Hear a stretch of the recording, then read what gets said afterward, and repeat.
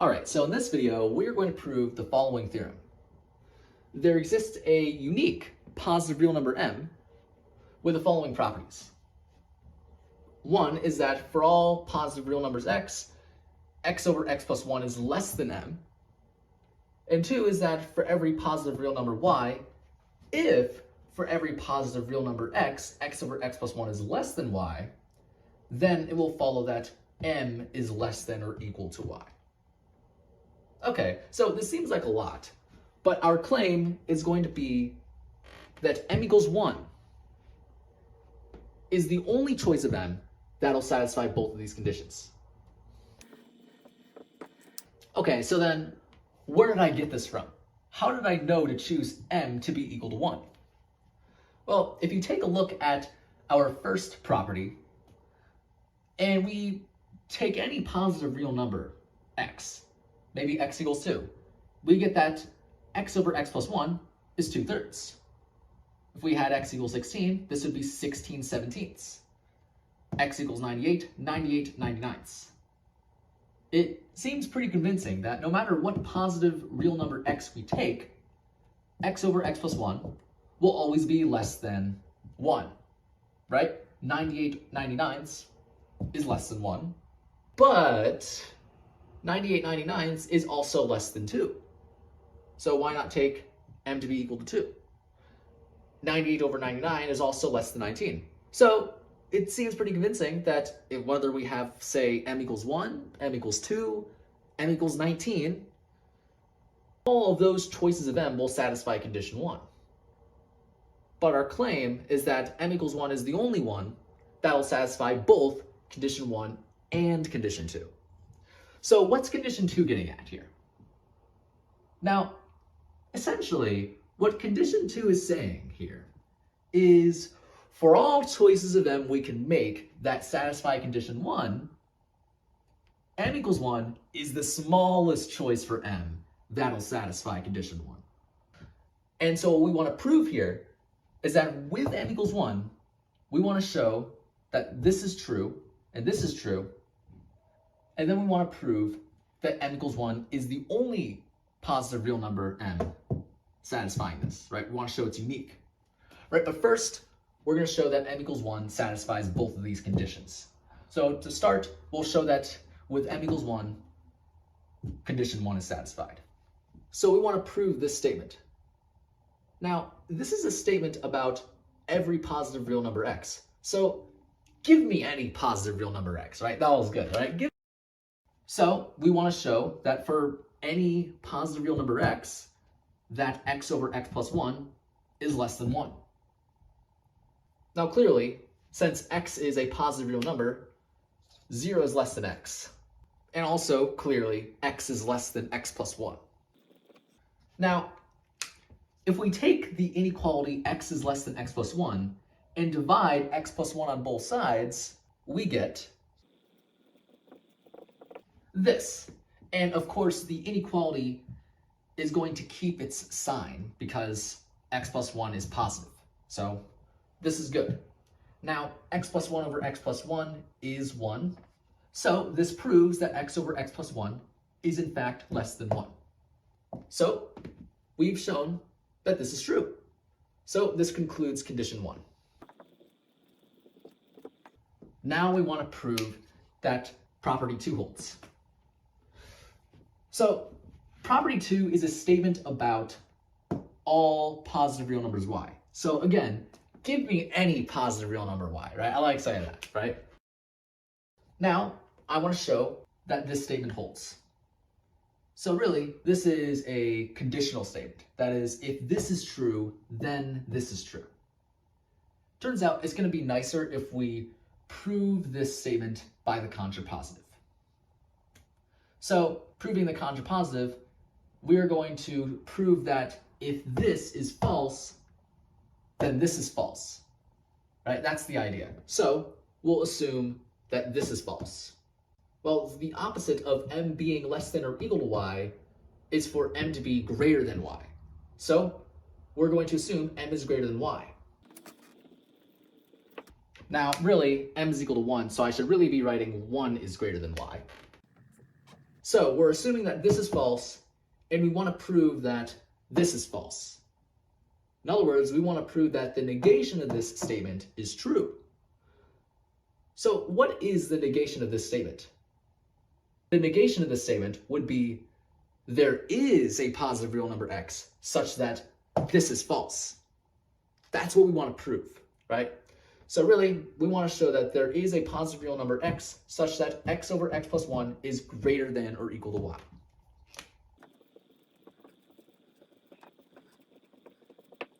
Okay, so really, we need to find an x that makes this true, right? So how do we do that? Well, notice it's pretty nice for our case because we're given the option to find an x such that x over x plus 1 is equal to y. So really, as part of our scratch work, all we're going to do is just take this equation and solve for x. And that's going to be our choice for x that makes this statement true. So solving for x really quickly, we get that x is equal to y over 1 minus y. So the choice of x that we're going to make here is x equal to y over 1 minus y. Now really, we're trying to show that this statement is true, and this is our choice of x. But how do we know that the choice of x we made is a positive real number? How do we know that y over 1 minus y is a positive real number? Well, it suffices to show that both the numerator and denominator are positive. Well, we already know that y is positive. We just have to show that 1 minus y is positive. Well, again, y is positive, but y is less than 1. So we can take this inequality, take the inequality y less than 1, and subtract y on both sides. We get that 0 is less than 1 minus y. So 1 minus y is greater than 0.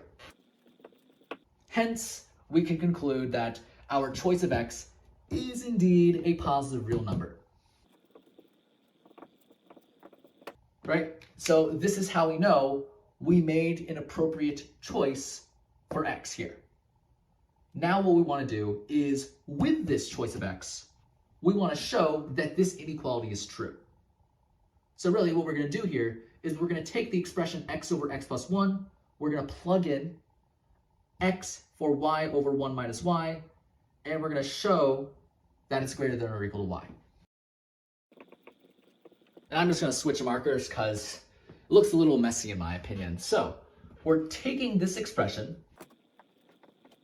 and we're plugging in x for y over 1 minus y. So simplifying this, we will get x over x plus 1 equals y, which means we are greater than or equal to y.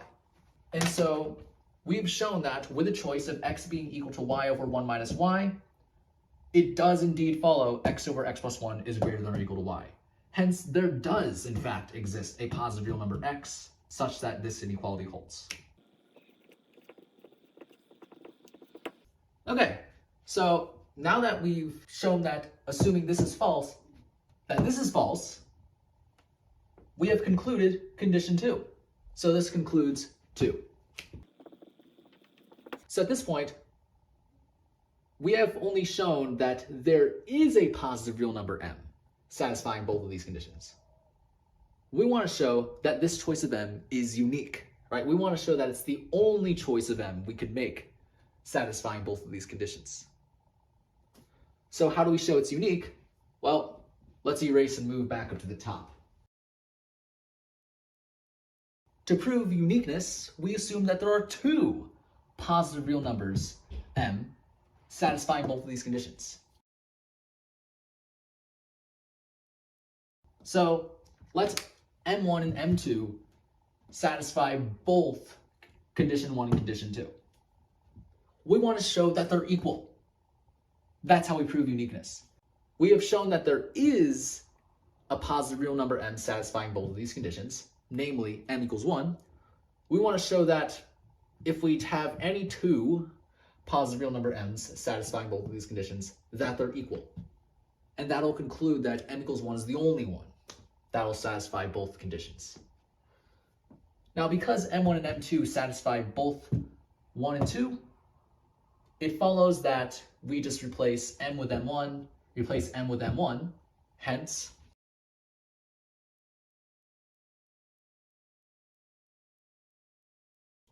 and similarly, because m2 satisfies both of these conditions, it amounts to just replacing m with m2 here, replacing m with m2 here. Okay, so how do we show that m1 equals m2? Well, here's the thing. m1 is a positive real number. And so you might be thinking, what's so great about m1 being a positive real number? Well, we know it's true that for all y positive real number, including m1, because this is a statement about every positive real number y, that this statement holds. So we could plug in m1 for y. So if we plug in m1 into this, then it follows that we're just replacing y with m1. It follows that if for all positive real numbers x over x plus 1 is less than m1, then m2 is less than or equal to m1. But we already know that this statement is true for y equals m1. That's exactly what the first statement is, right? This is already true. We already know that this first statement is true. So for y equals m1, this statement is true. And because this statement is true, we know it follows that m2 is less than or equal to m1. So we can conclude m2 is less than or equal to m1. And similarly, since m2 is an element of the positive real numbers, instead of plugging into this statement, we can plug into this second statement, right? m2 is a positive real number. And this second statement is a statement about all positive real numbers, y. And because m2 is a positive real number, we can plug in m2 for y. And this will amount to just replacing y with m2, y with m2. So really, if this statement holds for y equals m2, then this statement will hold for y equals m2. But we already know that this statement holds for y equals m2. That's exactly what this third statement is. So it does in fact hold that this first statement is true, and because this statement is true, we can conclude that m1 is less than or equal to m2. So what we have at this point is that m2 is less than or equal to m1, and m1 is less than or equal to m2. Both of these inequalities are true. And because both of these inequalities are true, this can only mean that m1 is equal to m2. We have shown that m1 equals m2, so it's unique. This proves uniqueness. And so we've proven that there does in fact exist a positive real number m satisfying both of these conditions, and we have proven that it's unique. So yeah, that's pretty much the whole idea of how you would prove a theorem like this. And again, there was more details before this point, right? So there was more details before this point. This is not the entire proof, right? That was good. But yeah, that's pretty much it for this video.